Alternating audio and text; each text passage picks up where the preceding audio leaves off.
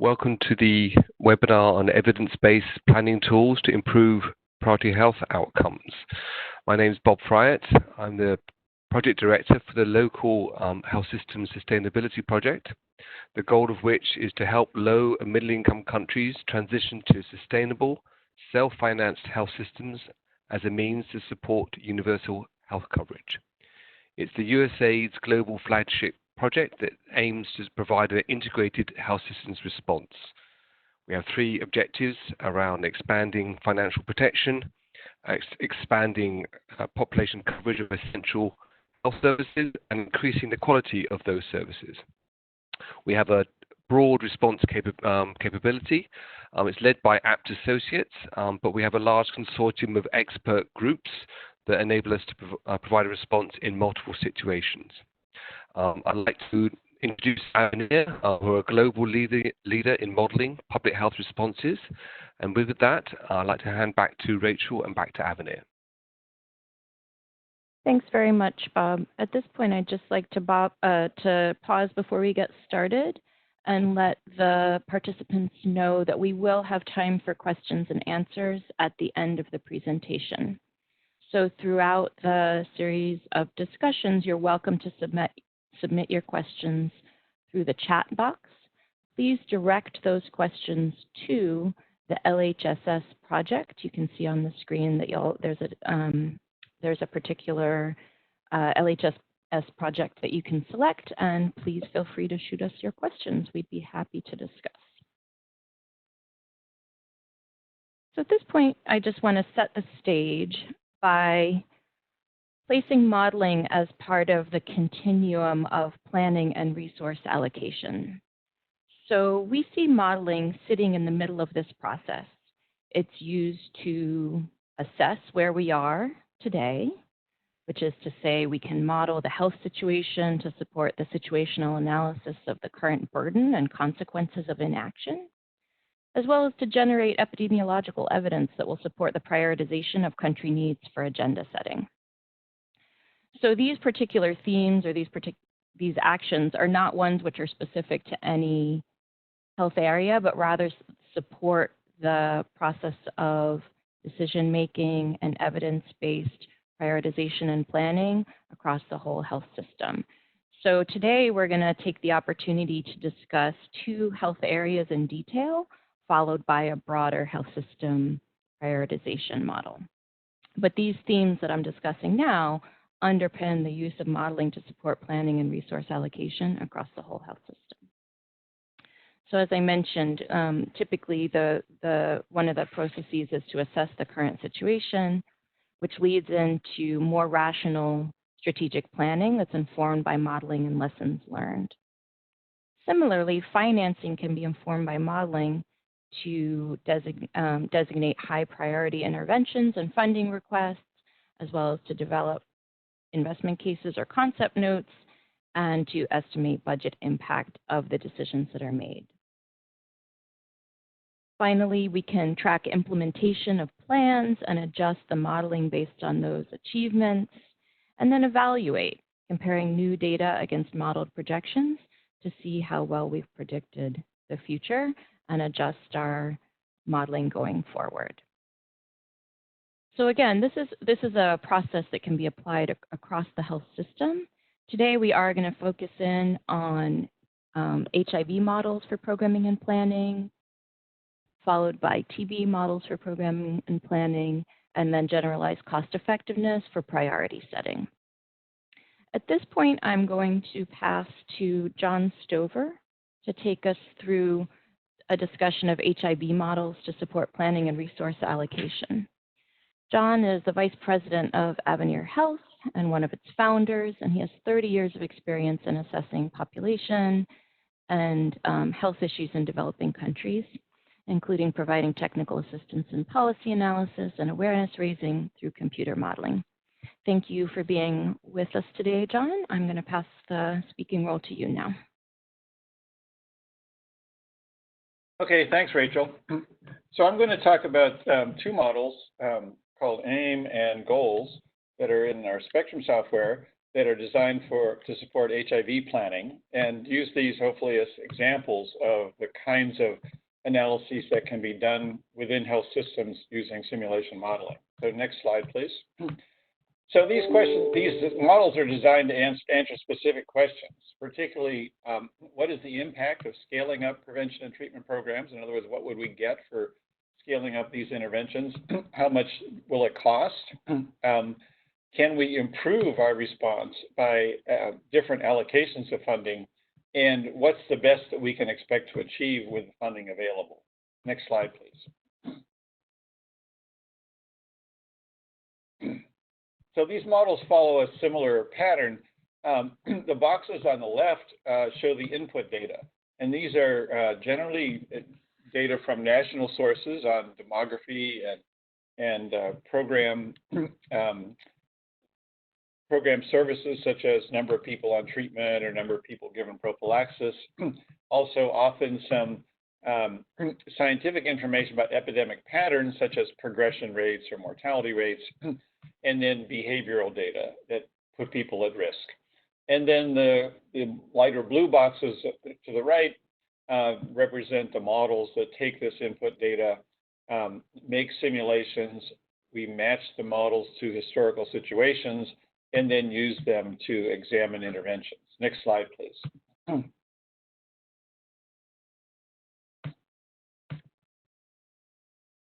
Okay, so in particular for HIV, the GOALS model divides the adult population into various population groups, those with a single partner, those with multiple partners, sex workers and their clients, other key populations, and describes the behavior of each population group. And then using information about transmission rates and exposure, we can calculate transmission of HIV within each population group and between groups. So that allows us to model the historical trend in the epidemic, but then our purpose here is to intervene in that trend. So the boxes on the bottom, the two in the middle, behavior change and biomedical, represent the interventions that programs have at their disposal to try to change that. Biomedical interventions are those that affect the probability of transmission per sexual act or per needle sharing act. And under behavior change, these are interventions that are designed to change the behaviors that put people at risk and expose them to the probability of transmission. The two other boxes on the left and right extreme bottom represent costs to the program, but activities that don't have a direct impact on transmission. So these are things like administration, research, M&E, and some enabling factors such as gender equity, et cetera. So all of these are included in the model in order to get an overall picture of how we can affect the dynamics of the epidemic and how much it costs to do so. Next slide, please. The GOALS model has been applied in about 50 countries or so to help with the development of national strategic plans, global fund applications, PEPFAR country operational plans, investment cases, et cetera. The A model, which is used for making national estimates, is applied annually by about 120 countries. Next slide, please. So on this slide, I just want to mention something about the annual estimates process. So each year, about 120 countries pull together their latest data, their program data on people receiving treatment and mothers receiving prevention of mother-to-child transmission, along with any new survey data or surveillance or routine testing that takes place in health settings. To load these new data into the model, refit the model to historical, to the data, and then generate new estimates. And typically, countries are estimating the total number of people living with HIV, the prevalence, number of new infections, AIDS deaths, ART coverage, et cetera. And they do this at national level, and increasingly now most countries are doing subnational estimates at provincial and even at district level. So these estimates happen annually and are formally signed off on by national governments. And they're used for a variety of purposes. two main ones I'm going to mention. One is the PEPFAR country operational plans. So the timing of this estimates process is synchronized with the PEPFAR planning process, so that the A model directly outputs a data sheet that is read right into the PEPFAR data pack, which is the data sheet used by PEPFAR country teams to estimate their progress over the last year and to set targets for the coming year. And then resources are allocated based on those targets. So this whole process has a direct link to the allocation of PEPFAR resources. And then these estimates are also sent to UNAIDS in Geneva, who compiles them and looks at global trends and reports them in the global report and makes the actual model files as well as the detailed estimates available publicly through their website. Next slide, please. And then for the goals model, now this is a more detailed planning that doesn't happen every year, but happens, well, in most countries, maybe every 3 years or so, to look at more specifically resource allocation and cost effectiveness.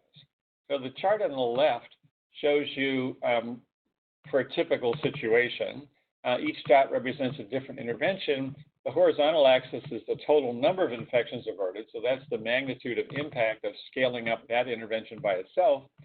And the vertical axis is the cost per infection averted. So anything that's in the lower right-hand corner is a really good buy because it has a large impact and doesn't cost very much. And things in the upper left-hand corner, in this case like PrEP, are less impactful and also more expensive.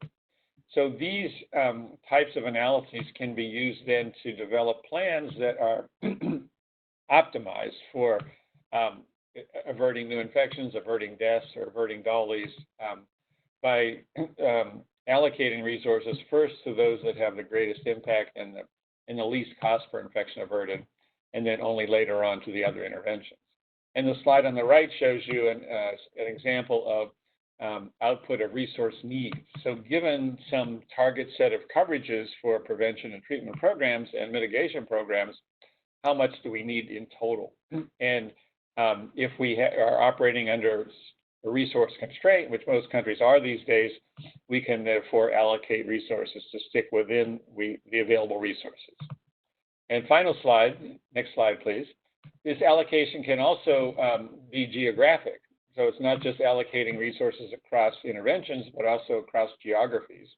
Here's an example from Tanzania a few years ago, where we looked at the maximum allocation of resources by region and by intervention in order to maximize the use of some additional resources. So in this case, the red boxes are places where the model recommends that we should apply an intervention in a particular region, given a certain amount of additional resources compared to the empty boxes where they would be less cost effective. This approach like this was used a few years ago in Tanzania to particularly focus in on the allocation of resources for voluntary medical male circumcision, and resulted in a reallocation of those resources to areas where it would be most impactful. Thank you. I'll stop there and happy to answer questions during that session. John, thank you for the presentation. We will be looking out for questions on these topics. At this point, I am going to pass to my colleague, Matt Hamilton. He is a senior analyst with Avenir Health and has 12 years of experience in public health and modeling with a focus on tuberculosis. Matt, please take it away. Thanks, Rachel. I'm going to talk about another model of TB dynamics that also lives in Spectrum alongside AIM and goals, and it's called the Time Impact Model. Time here stands for TB-HIV Impact Modeling and Estimates.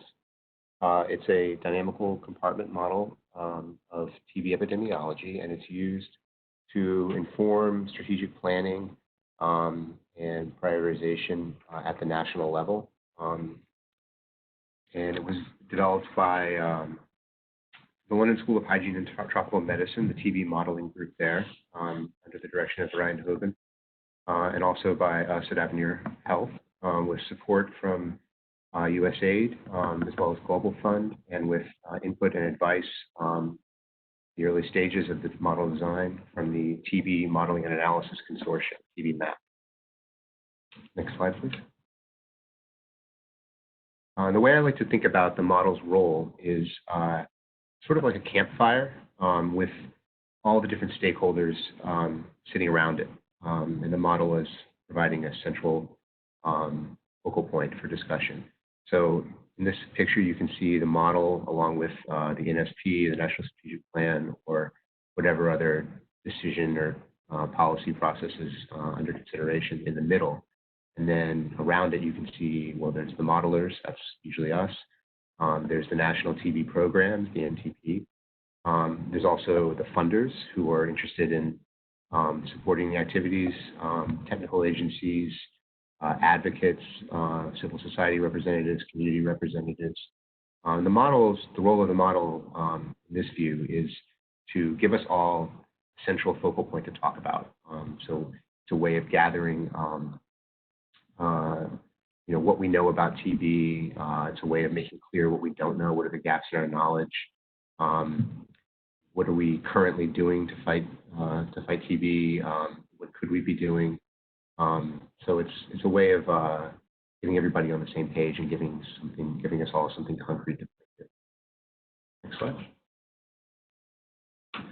So I'll talk a little bit about some of the strengths and limitations of the time model. One of the strengths is that it lives in the Spectrum software, which means that it automatically pulls all of the relevant data and estimates, the official demography from UN POP Division, the national HIV estimates from UNAIDS, the AIM files, and of course the annually updated Global TB Program, WHO's estimates of the epidemiology and incidence, mortality, et cetera. But it also gives what we hope is a user-friendly interface. So people who aren't necessarily, computer programmers or modeling experts can be trained to access this model and use it through this software, which lets us do national and regional capacity building. So in a number of countries, we've actually trained over time various people to be expert users of the model, and so they can be around to use the model to assist their own countries or other countries in the region whenever or as needed.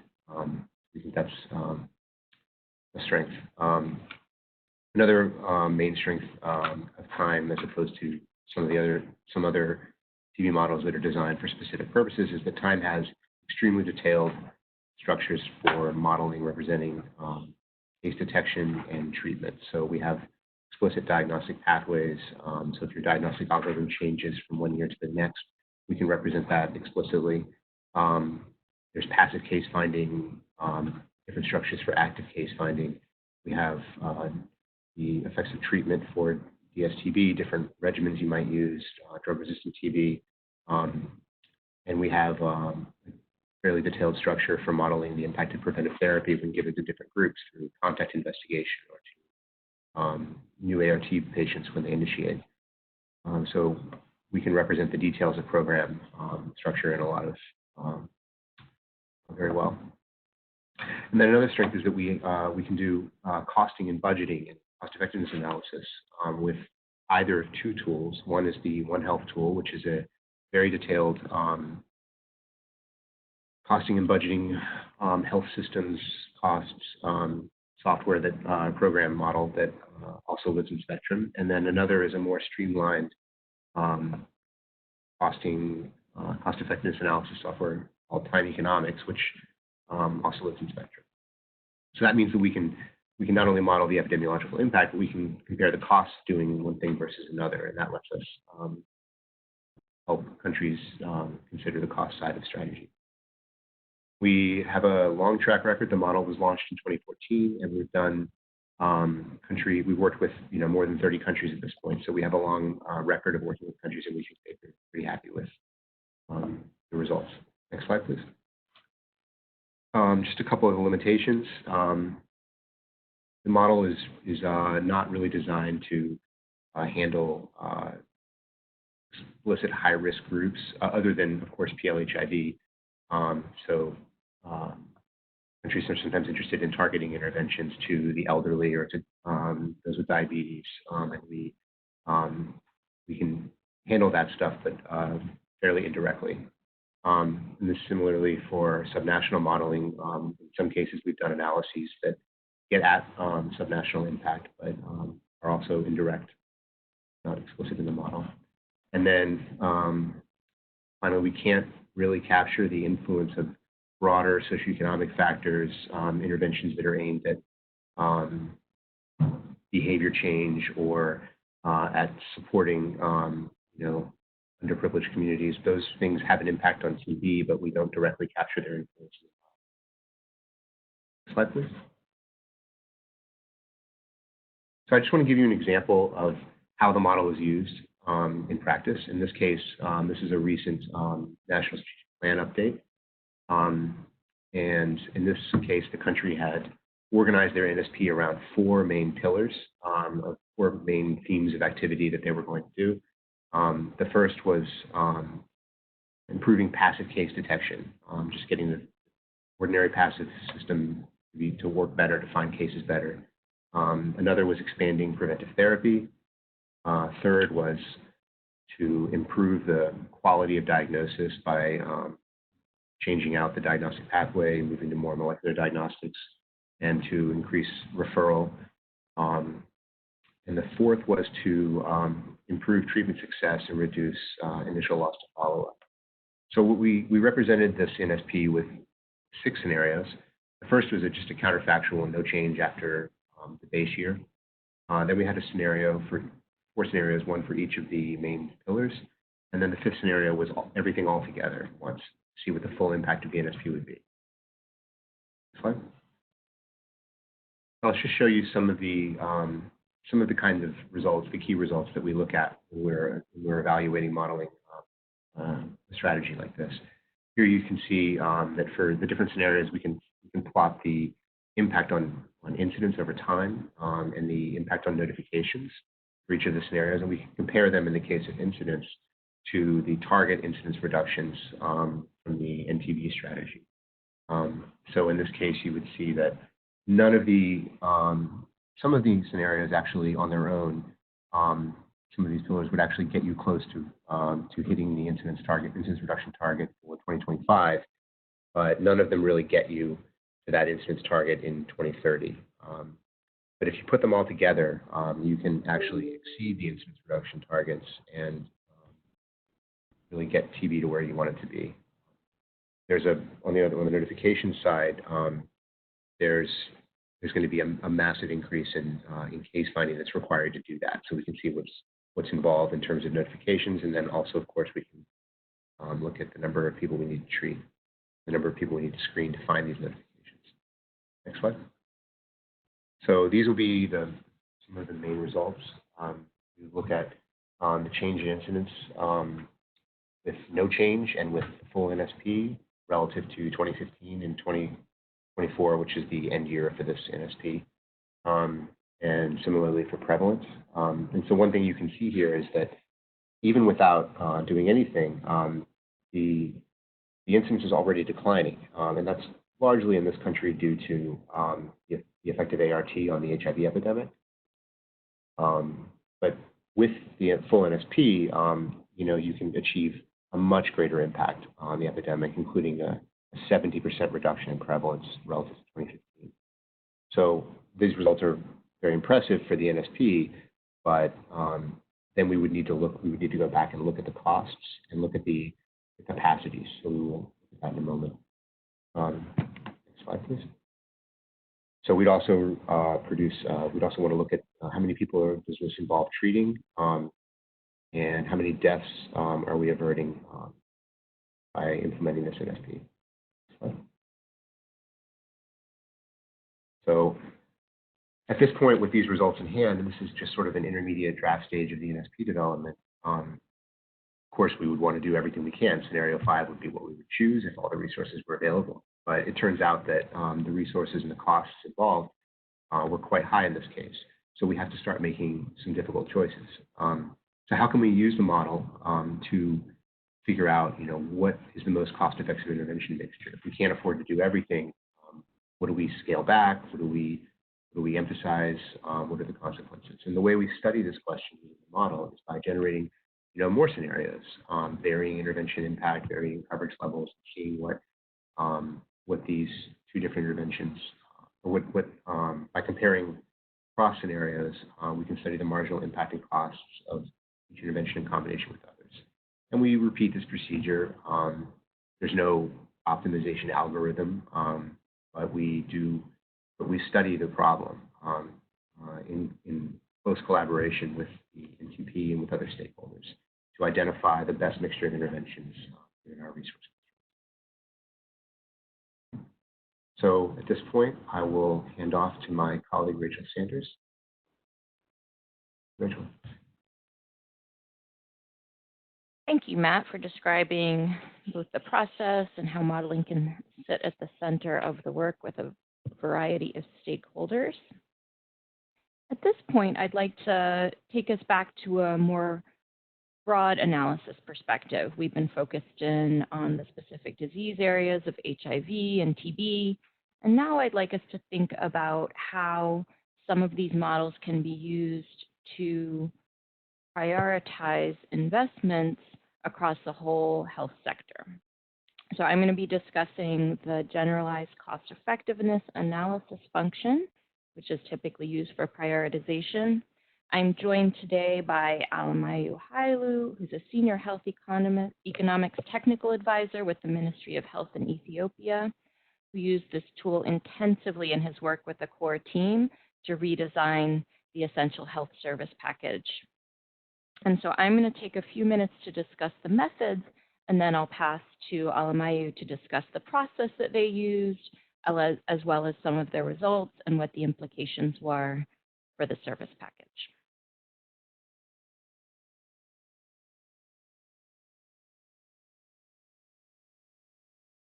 So just to give you a bit of background, this is a function which automates the World Health Organization choice process for countries. So for those who aren't familiar with choice, the acronym stands for choosing interventions that are cost effective.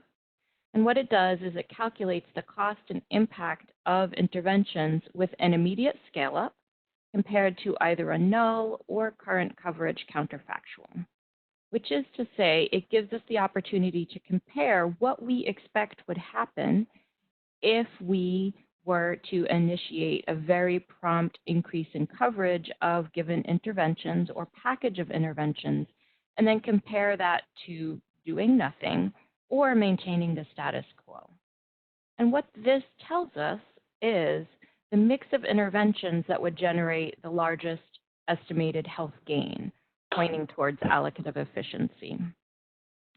So it promotes the use of cost effectiveness for priority setting.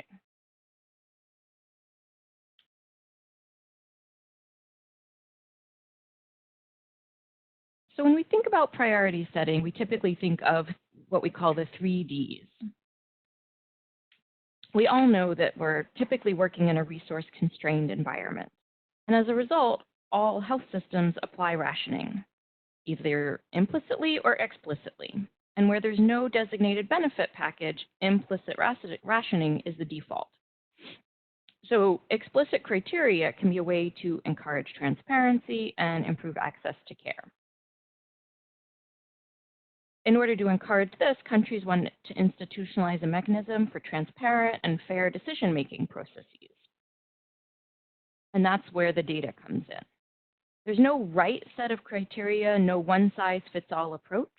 Most countries typically assemble a series of criteria that includes not only cost effectiveness, such as what I'm discussing here, but also equity, budget impact, financial protection, etc.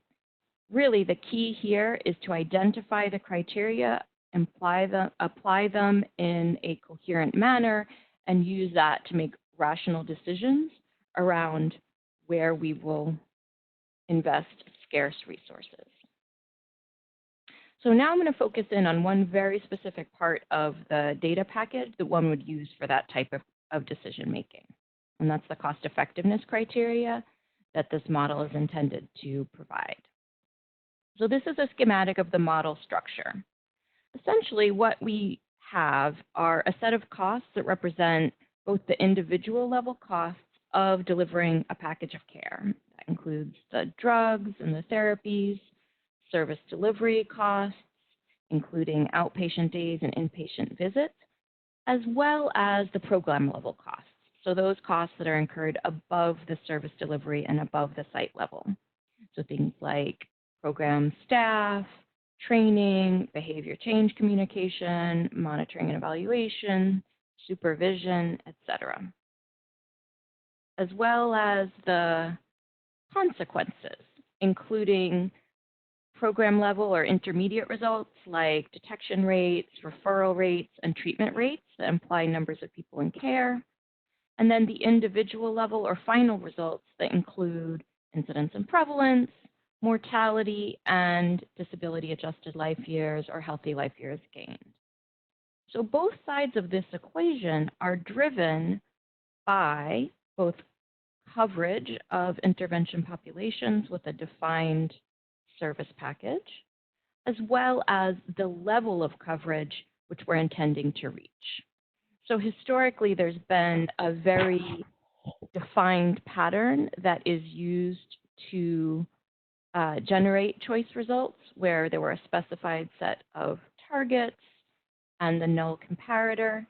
GCA has now expanded to include automated generation of different coverage levels, as well as the status quo counterfactual. If I could ask all presenters to please mute if you're not speaking.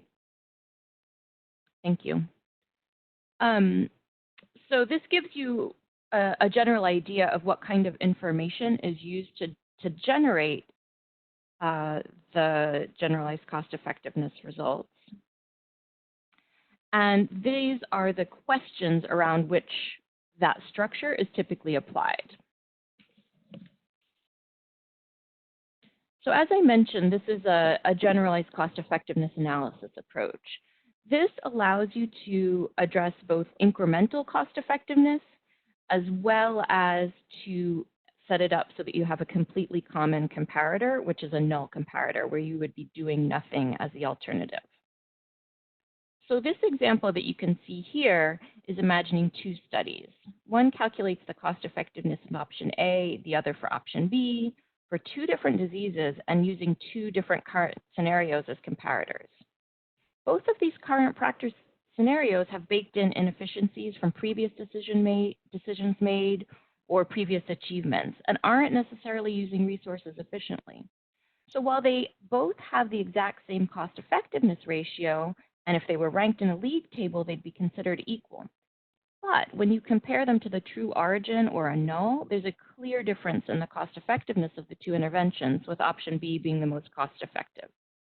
And thus, that's where we would choose to invest if we were basing our decision on cost effectiveness.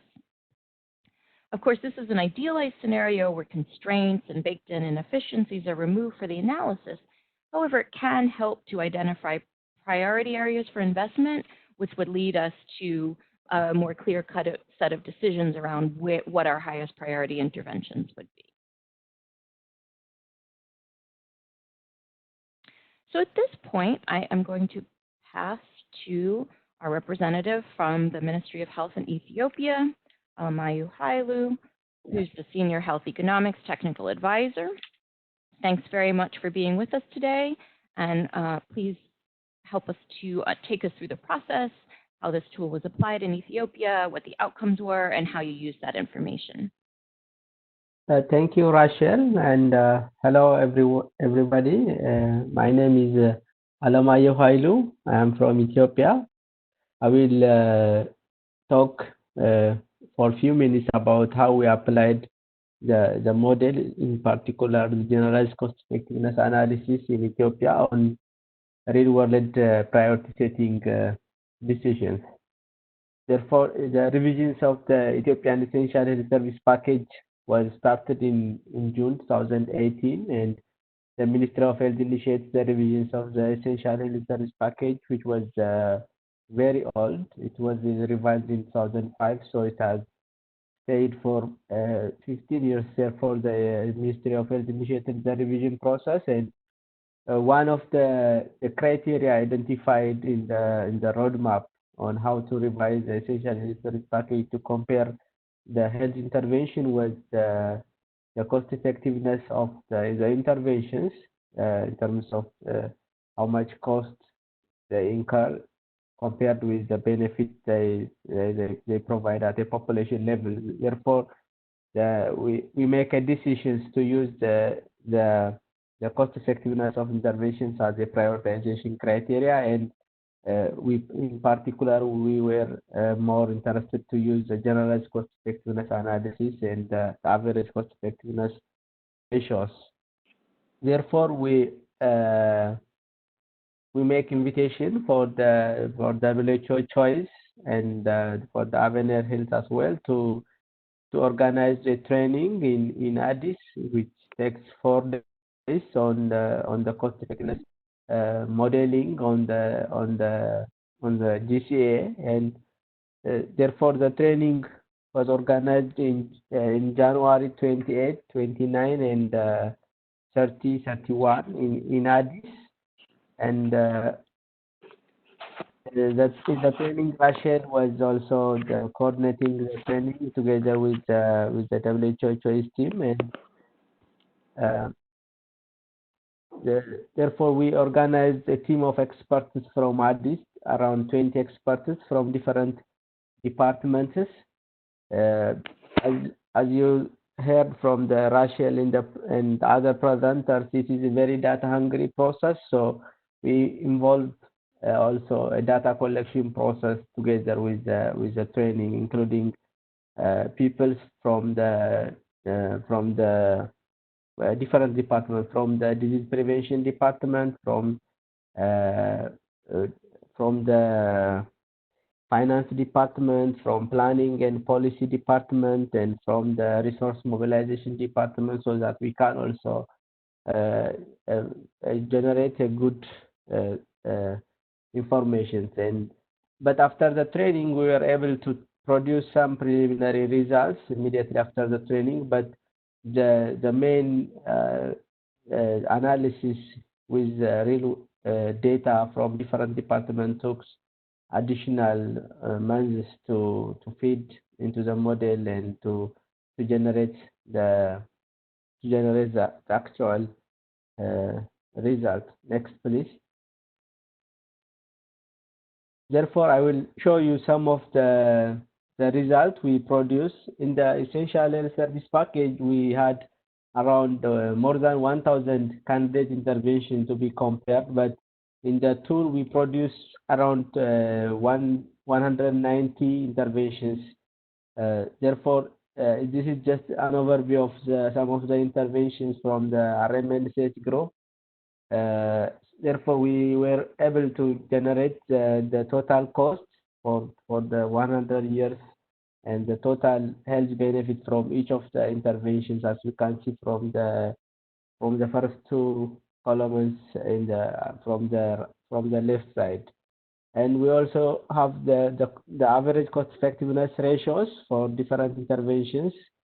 And as you can see, these are the most interventions which are highly cost effective in terms of average cost effectiveness ratio compared with doing nothing scenarios. Next, please. And also some examples from the NCD groups. We have like for cancer interventions, the cervical cancer, breast cancer, and colorectal cancer interventions, including early detection, screening, treatment at different stages, and also including some palliative care that we were able to produce from the spectrum model on the generalized cost effectiveness analysis from this group of interventions as well. Therefore, some interventions are very attractive in terms of their cost effectiveness ratio, and some interventions are also with very high or relatively higher cost effectiveness ratio. In general, we were able to produce the cost effectiveness ratios for 190 interventions from this model at the current stage, and we use this into the prioritization of the interventions for the essential health service package, together with other criteria, including the financial risk protection, equity, and also political and public acceptability and budget impact from other sources. So this was one of the core data we use for the prioritization. Thank you, Rasha.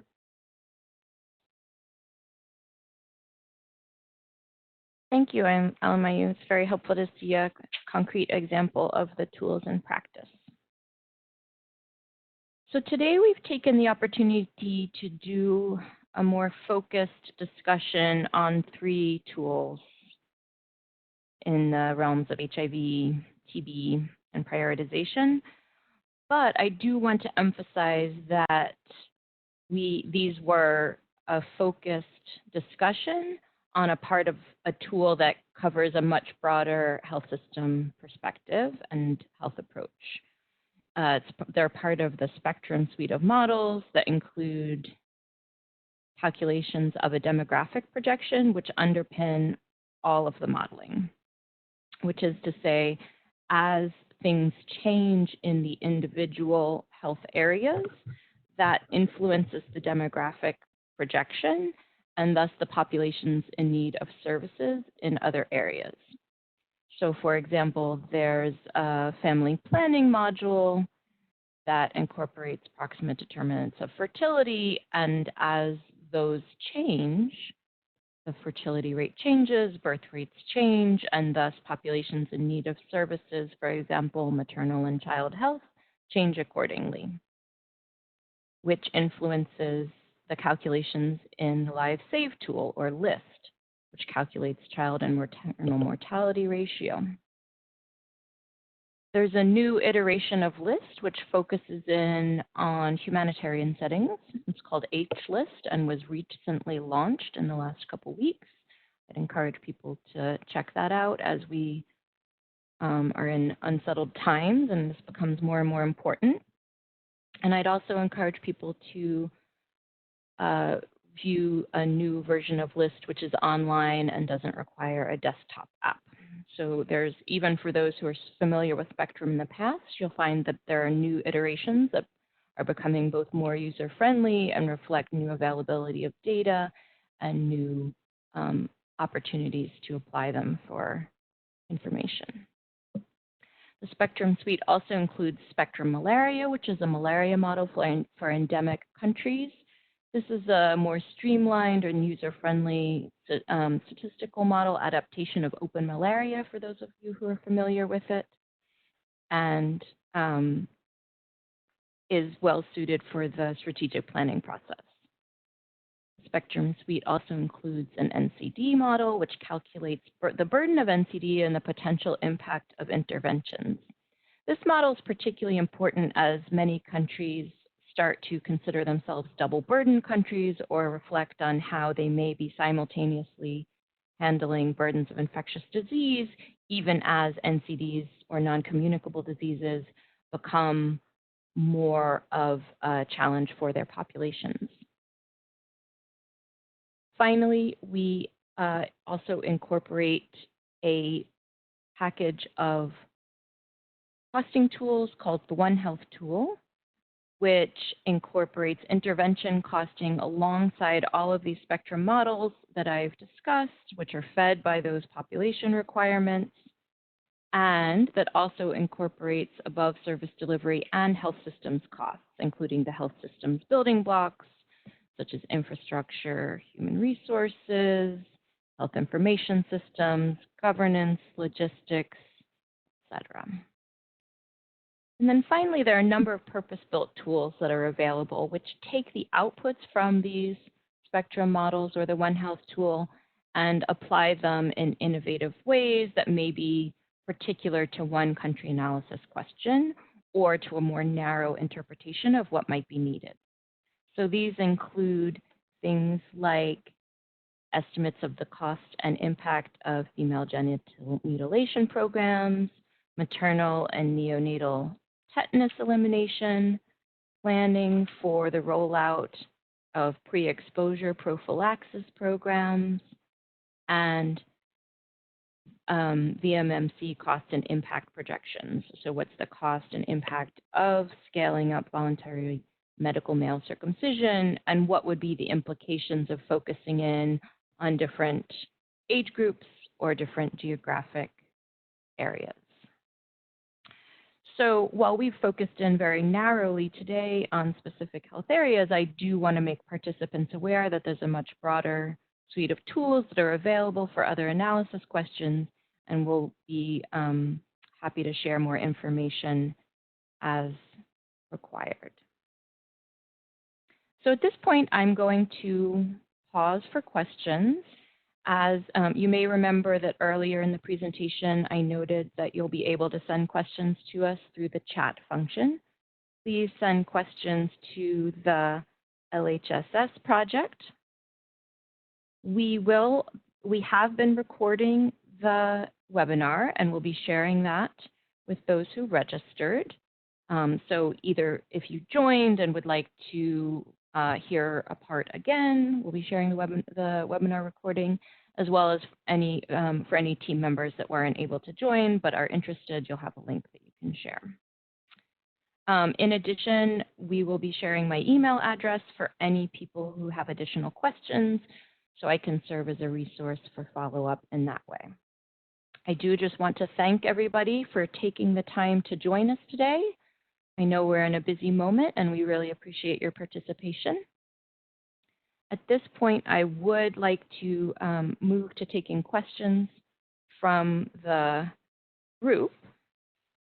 We have a question about particularly about the slide that John presented on cost effectiveness analysis. The question, John, is to what extent are HIV and other plans developed on the basis of cost effectiveness? Yeah, that's a good question. Because historically, say even as long as 10, 12 years ago, most national strategic plans were not really resource constrained or cost effective. They were wish lists. So countries sort of figured out everything that they wanted to do and then costed it, and the cost came out to be usually very large. And those were used as the basis for requests to donors. But usually all that money didn't materialize, and therefore the allocation of resources was left largely up to the sources of funding. So whatever got funded got done, and whatever didn't get funded didn't get done. But today that situation has changed dramatically in most countries. They are operating under resource constraints. PEPFAR resources are not increasing, are decreasing in some countries. Global Fund, puts out its country allocations for the next 3-year grant period, and so those are fixed and known, and usually the government resources are known. So today, countries are operating definitely under resource constraints, and they are using a lot more of this information to develop their plans. And if I just might mention that PEPFAR is the global leader in this, I think. PEPFAR is answering a different question than some national programs. Their question is, how much impact how can we reach our goals with the funding that we have available? So they don't have the luxury of requesting additional funds. They pretty much know what's available. And that program has evolved over the last 5 or 6 years to be very cost effective and very focused on the interventions that will produce the most impact for the dollars available, whether that's in reducing the unit costs of treatment through differentiated service delivery or transitioning drug regimens, or testing approaches that use index partner testing rather than general population testing. So I would say today that almost all countries are relying heavily on cost effectiveness analysis to develop their programs.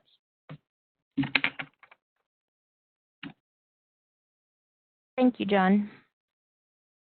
We have some additional questions. I'm going to ask Matt to take the next question, please. Can you tell us more about what modeling tells us that we can't get from other sources, such as service statistics? Sure. It's a very good question. I would say that there are a lot of aspects of epidemiology that we really can't measure directly because it's either feasible practically or because we couldn't even design the study if we wanted to. And I guess as a recent example, in the case of TB, there's a lot of interest now in major expansions of preventive therapy to try to reduce the reservoir of latent TB in the population. And just for context, that's something like a quarter or even a third of the population in many countries has latent TB, which can become active TB at any time. So a model, in some countries do actually have estimates of the prevalence of latent TB, but what a model can do is tell you how much of incidence is actually coming from latent activation versus recent infection. And that has implications for how much we should focus on attacking that reservoir of latent TB with preventive therapy versus just continuing to do the normal thing, which is to find active cases when they occur. And it also has, that question will change as we force incidence down over time. So it's only really with models that you can get at really important questions like that that have direct implications for what we're trying to do in terms of interventions. Right. Thank you, Matt. All right, so we've gotten a couple of questions about GCEA, and generally cost effectiveness. The first is, since GCEA is data focused, wouldn't a DHS or census help with that data and allow for further analysis? And I would like to, that's an excellent question. The tool is quite flexible to be customized with data from a DHS or a census. So the population is typically matched to the current population in the country and official projections going forward. And current coverage of interventions is adapted to what we know about coverage from DHS, for example, or other sources. Similarly, where DHS gives us information about the burden of different ailments, the tool is also customizable to that information and is typically updated as much as possible to reflect DHS and census data by default, so as to support ease of use. Because while it is data hungry, we want to ease the burden on users as much as possible.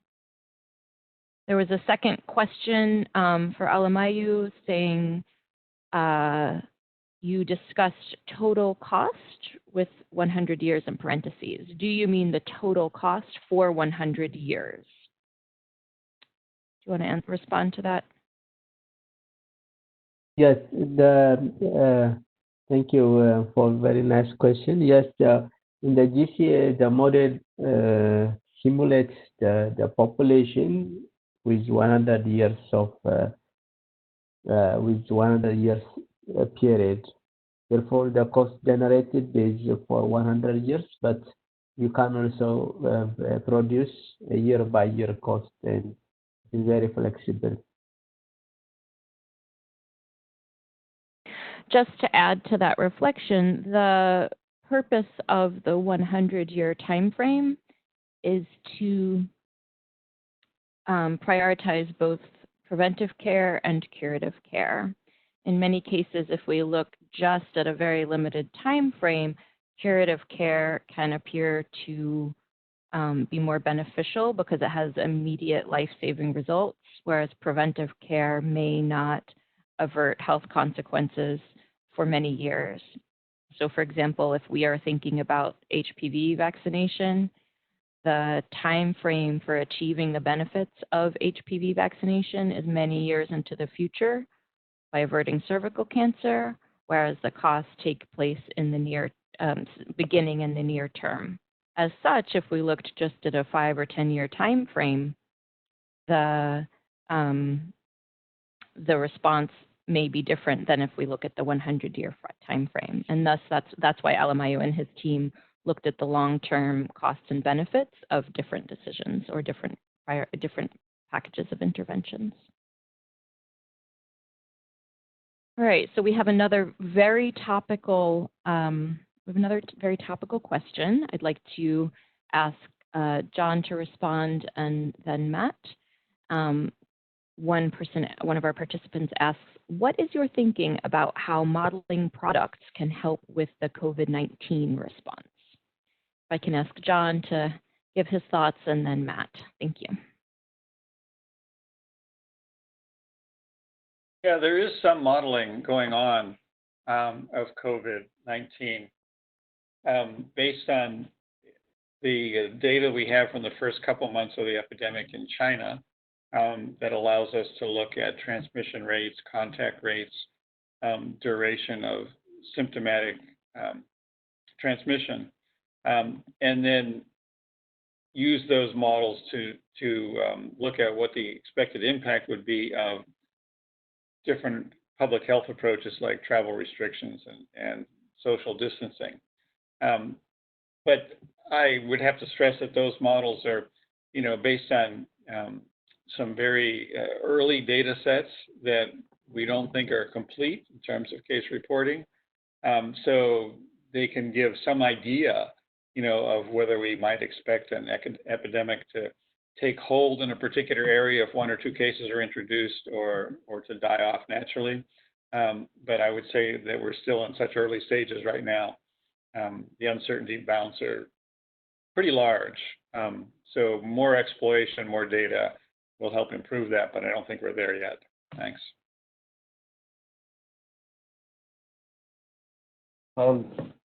Yeah, I could add. There's a lot of modeling going on around COVID, and usually is when we see outbreaks like this. As there was during the Ebola outbreak years ago. I saw another model this morning that is projecting transmission dynamics in the future, and the results maybe indicate that we might see waves of this epidemic. And in fact, COVID might become endemic to a certain extent, be with us for a few years. So you can study aspects of outbreaks like that. Another way that modeling is used so now we have a lot of genomic data, so we can study particular strains of a virus sampled in different places, and by comparing the strains, which you see some small mutations, just a base pair substitution from one strain to the next, you can actually take samples like that and reconstruct a chain of transmission, which lets us study like the more detailed, fine-grained transmission dynamics. So that's also some really interesting work.